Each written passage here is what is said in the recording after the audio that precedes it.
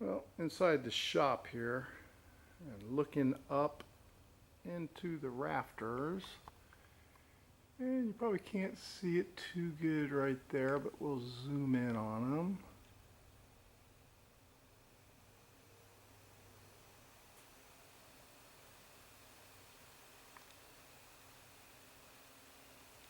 There's his head.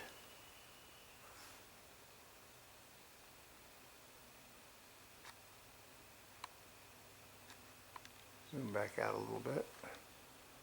He's there, all the way over to there. That's a long snake. That's probably from there to there. He's 5 foot, probably 6 foot long. He's taken up residence here.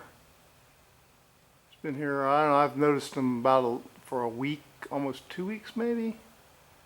He's been living up here, and he exits, I believe he exits like via the crown on the roof.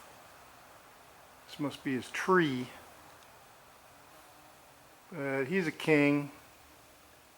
Not dangerous, he's not dangerous to us. I mean, he could bite you if he wanted to, but they're pretty friendly.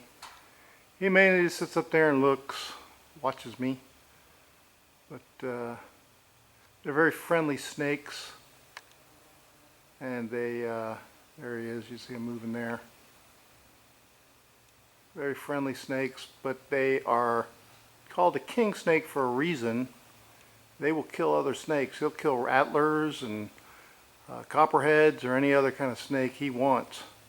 He's the king snake. So I call him Andy, just 'cause he looks like an anaconda. But he's been living here a while, so I'll let him stay as long as he eats the rats, because the rats will chew up more stuff than and squirrels than any snake will. He may just leave some poop or something.